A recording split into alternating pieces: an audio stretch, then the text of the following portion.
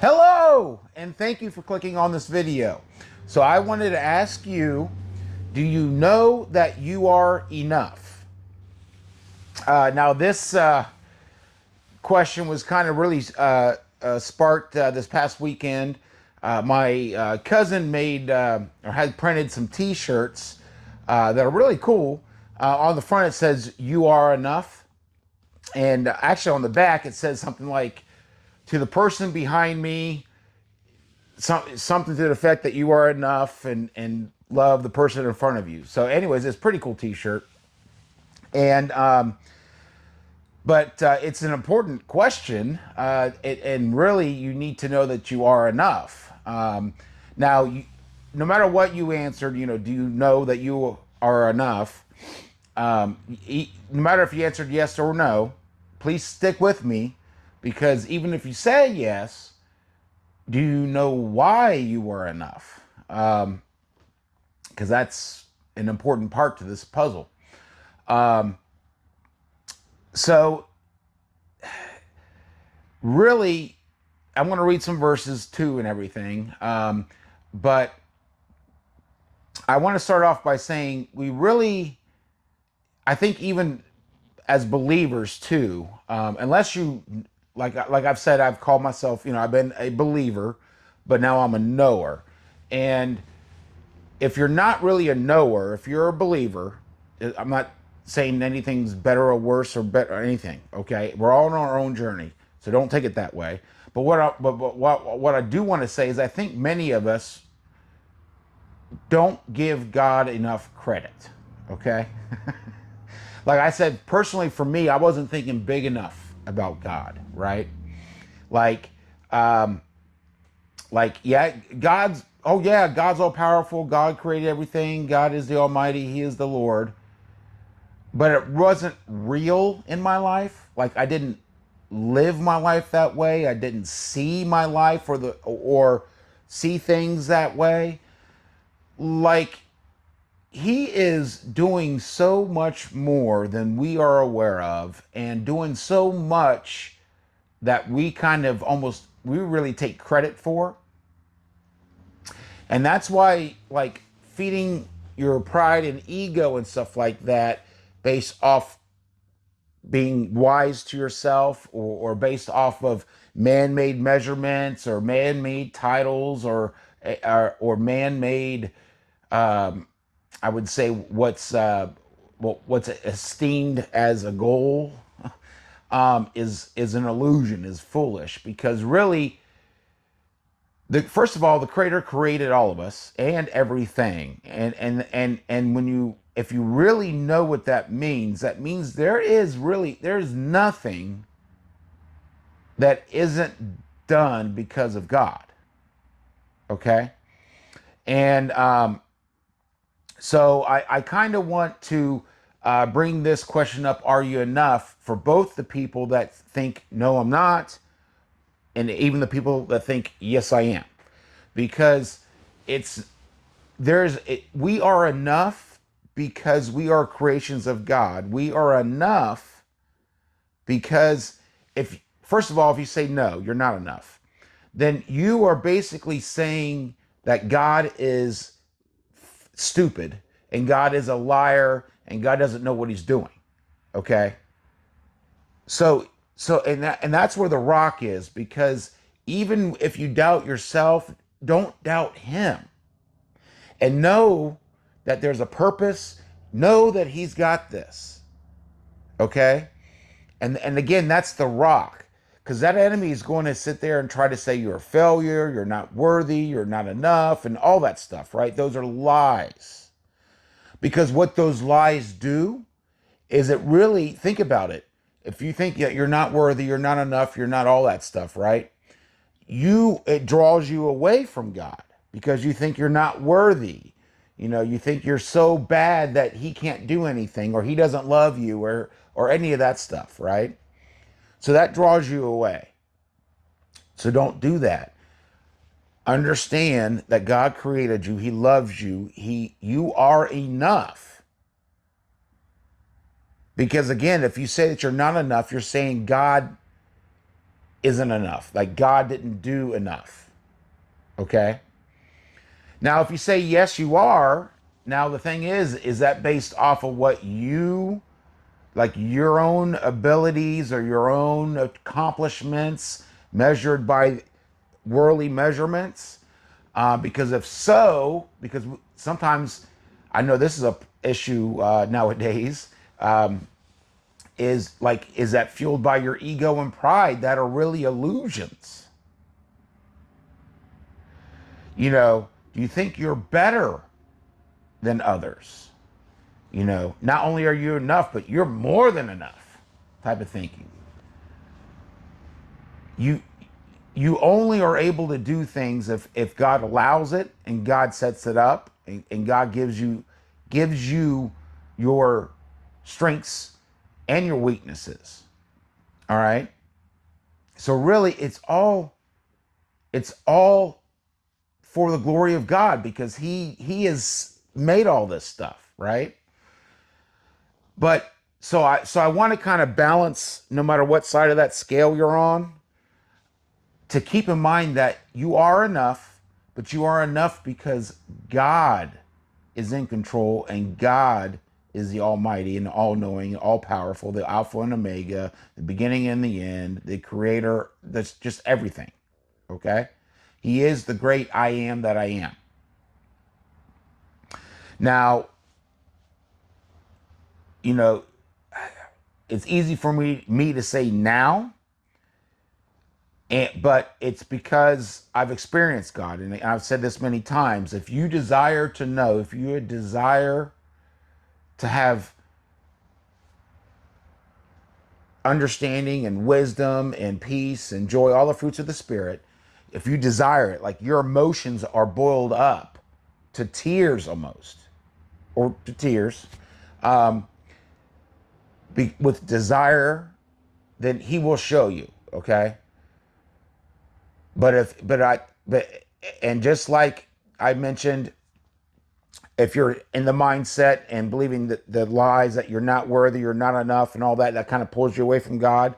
The flip side of that is if you think your ego, like you on your own are doing it, and you on your own are better than most people or anyone else because of worldly measurements, those are an illusion. Okay, and that also pulls you away from God. Okay, because you think you don't need God. Okay, you think you can do it all on your own, and that's again why I want to try to balance both sides of this scale, because you are definitely enough, and that's where your rock is, and the truth will make you free from fear, free from all the pain and suffering of thinking that you're not enough, or the pain and suffering from thinking you are enough, but when truth comes in and breaks that illusion, you still try to hold on to it because it's painful, because you set yourself up so high on this house of cards that just crumbles. So either way, that's why I want to bring this up. I'm going to read some verses here, of course. Now the Bible, and this is the greatest thing, like He's the Almighty, because and I've said this before, like when the highly unlikely or almost impossible happens in your life, that's so that it was God. Like it's not you. Okay? When these amazing blessings happen that I've called magical, like these magical things that happen, it's so that it's the Lord.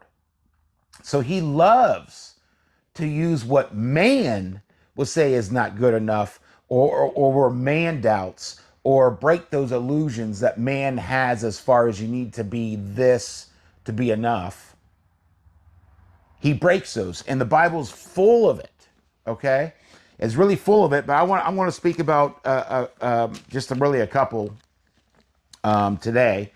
But really, the Bible's full of it. Like even Jesus, like even His disciples, like a tax collector at the time, that was like evil.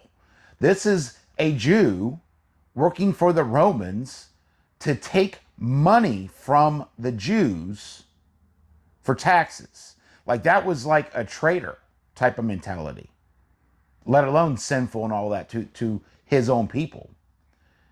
And he was chosen. Like, I believe it was Jesus, our Lord Jesus Christ, that said something to the effect that, you know, who appreciates being forgiven? You know, the one that has a high debt, a big debt, or the one that just has a small debt. Like he said, you know, it's not the healthy that need a physician, it's the sick. Like, and like even the Bible says, you know, where I am weak, he is strong. And that's all speaking to what I'm talking about. Like when you experience God and you're walking this walk and the magical literally happens, the impossible, the improbable, the things that you can't even think of happen, you know it is God. Okay? And the thing is he sets you up to be enough. You just have to use your free will and choose him and walk the narrow path like Jesus was, like Jesus did. Try to be love in every moment. That's the way to do it. But don't doubt. Doubt is an illusion because you know the Almighty created and everything and set everything up, and you don't get overinflated to an illusionary scale because you know it's not you. God has allowed it, has willed it, has created everything. Okay? Now, within this framework we have free will, but there's nothing that we can do that he can't do, he can't change or use for an expected end that's good. Okay? So we still have free will. And that's why I want to bring this up, because you can choose to think that you're not enough, or you can choose to think that you are God's gift to this earth. Like, you know, that type of mindset.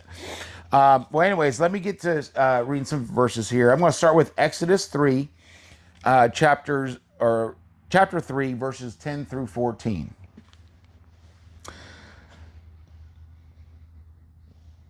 Come now, therefore, and I will send thee unto Pharaoh. This is the Lord speaking to Moses. That thou mayest bring forth my people, the children of Israel, out of Egypt. And Moses said unto God, who am I that I should go unto Pharaoh, and that I should bring forth the children of Israel out of Egypt? And he said, certainly I will be with thee, and this shall be a token unto thee that I have sent thee. When thou hast brought forth the people out of Egypt, ye shall serve God upon this mountain. And Moses said unto God, behold, when I come unto the children of Israel, and shall say unto them, the God of your fathers hath sent me unto you, and they shall say to me, what is his name? What shall I say unto them? He's basically saying, how can I get the others to believe that you sent me? Because who am I? Like that doubt. And God said unto Moses, I am that I am. And he said, thus shalt thou say unto the children of Israel, I am hath sent me unto you. And I think that like, of course, you know, if the story of Moses is probably one of the more famous ones, parting the Red Sea and all that stuff, right?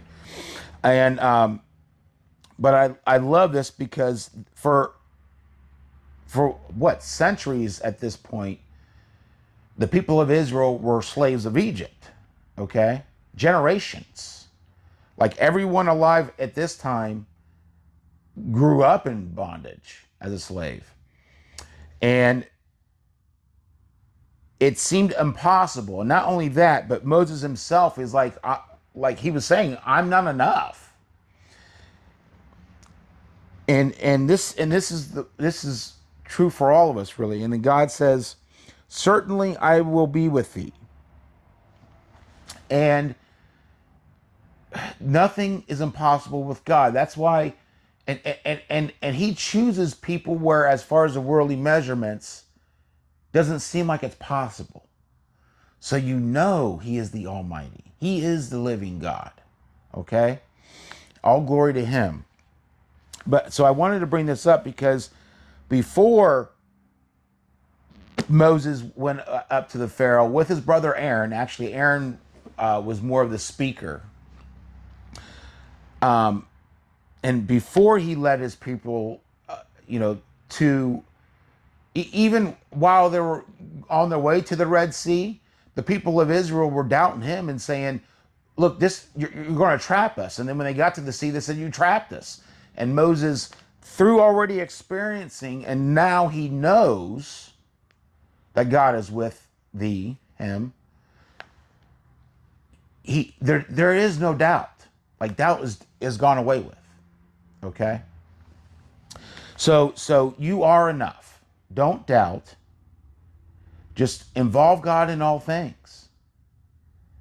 But you have to desire him in your life. You have free will. Okay?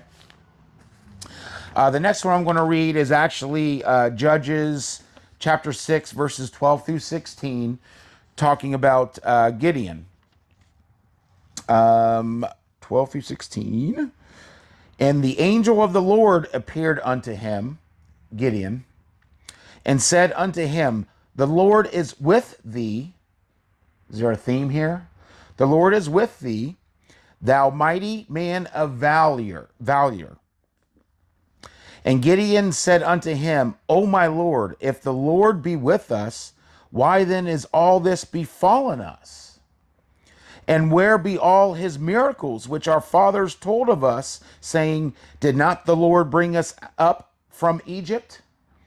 But now the Lord hath forsaken us and delivered us into the hands of the Midianites.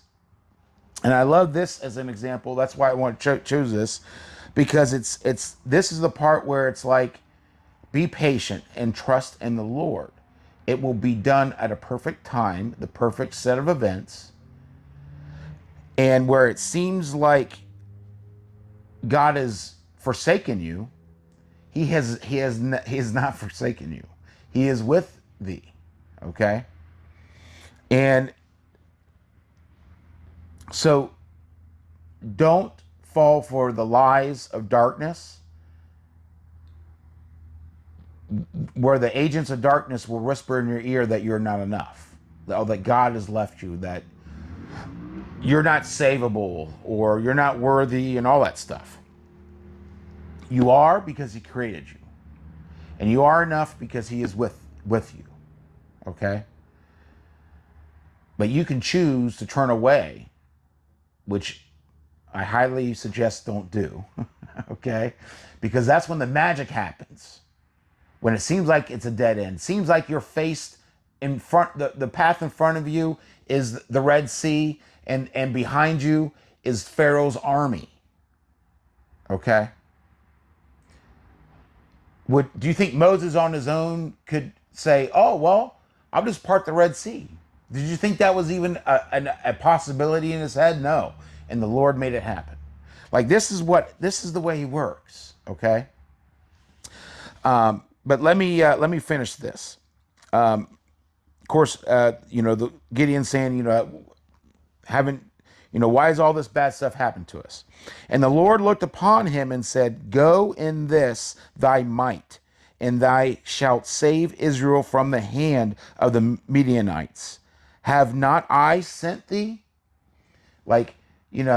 Is like God's will is done on earth as it is in heaven. Like,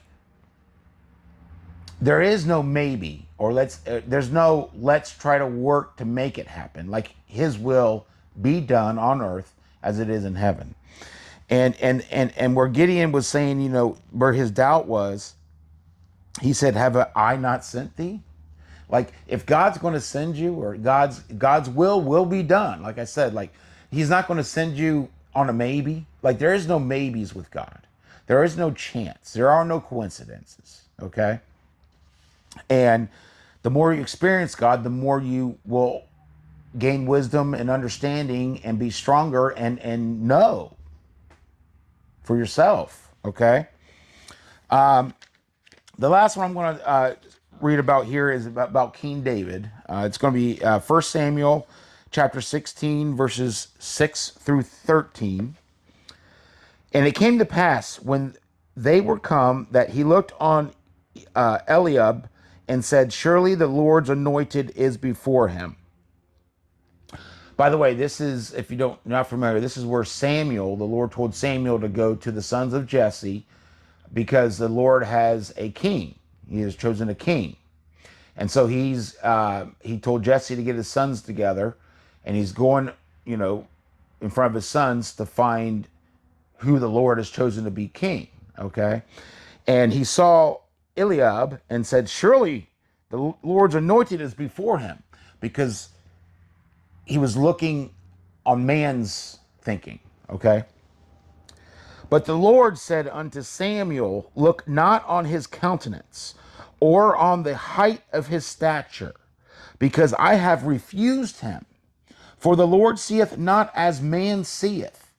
For man looketh on the outward appearance, but the Lord looketh on the heart. Then Jesse called Abinab. I hate these names. I can't pronounce these. But when I'm reading them myself, I just kind of skip the names, the pronunciations. But anyways, Abinab, and made him pass before Samuel, and he said, neither hath the Lord chosen this. Then Jesse made Shammah to pass by, and he said, neither hath the Lord chosen this. Again, Jesse made 7 of his sons to pass before Samuel, and Samuel said unto Jesse, the Lord hath not chosen these. And Samuel said unto Jesse, are here all thy children? And he said, there remaineth yet the youngest, and behold, he keepeth the sheep. And Samuel said unto Jesse, send and fetch him, for we will not sit down till he come hither. And he sent and brought him in. Now he was ruddy, and withal of a beautiful countenance, and goodly to look to. And the Lord said, arise, anoint him, for this is he. That was David. Then Samuel took the horn of oil and anointed him in the midst of his brethren. And the Spirit of the Lord came upon David from that day forward. So Samuel rose up and went to Ramah. So I want to, the thing I want to point out about this isn't so much about David doubting. It was the world doubting. Not even, he wasn't even in the lineup with his brothers, because there's no way it's the youngest. There's no way it's this kid. Okay. And it was, and again, for the Lord seeth not as man seeth. For man looketh on the outward appearance, but the Lord looketh on the heart. And of course, if you know the story of like David and Goliath, like David already slew a lion and a bear.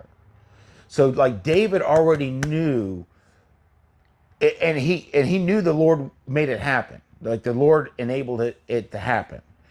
And so when Goliath came, who was the champion of the Philistines, and everyone in the army of Israel was scared to face, okay? David went to Saul and said, I will face him. I know I think he was saying the Lord was with me, and I slew the lion, I slew the bear, and I will slay this Philistine in the same way. And this was a young kid. And actually, another part to this is, Saul gave David like this armor and this sword. And David said, basically, I've never practiced with this. I've never used this. I'm not used to it. Took the armor off, gave him the sword, and picked up 5 stones, put them in his pouch, and he had a sling. That was what he was used to. And with that sling, of course, because God was with him, the rock right between the forehead picked up Goliath's sword and chopped his head off. And the Philistines fled. Like, if you did like just those examples, but the Bible's full of these examples, okay? But I wanted to point out that where man doubts, that's where God shows his might. Like, and there's a purpose, because obviously God chose it that way, okay? And in those three, like the Lord said, I am with thee. Like, like there's nothing that can harm you when the Lord's with you. There is nothing in creation that can stop the will of God. Okay? And that is the rock. That is the truth that sets you free from worldly fear and snares and deceptions and doubts and stress and pain and suffering. Because he is life. And those are not the fruits of life. Those are the fruits of death. So don't be of the world, just be in the world. Be of the Spirit. Okay? I know this video is kind of long, but I want to stress this because I think so many people feel like they're not enough. They're told constantly in this world that you're not good enough, you're not strong enough, you're not attractive enough, you're not smart enough, you're not skilled enough, you don't have enough. Like all this stuff that are lies. And you are. Because if you think you're not, you're insulting the Lord. You're saying God made you wrong, or God didn't, that God's a liar. Basically, our Lord's a liar. So don't do that, okay? Be confident in him. That's where our strength is. Where I am weak, he is strong. So anyways, thank you for watching this video. If you like the video, please thumbs up. Subscribe if you haven't already subscribed. Ring-a-ding-a-ling that bell for notifications to let you know when I upload videos. And as always, stay strong. You are enough. And God bless.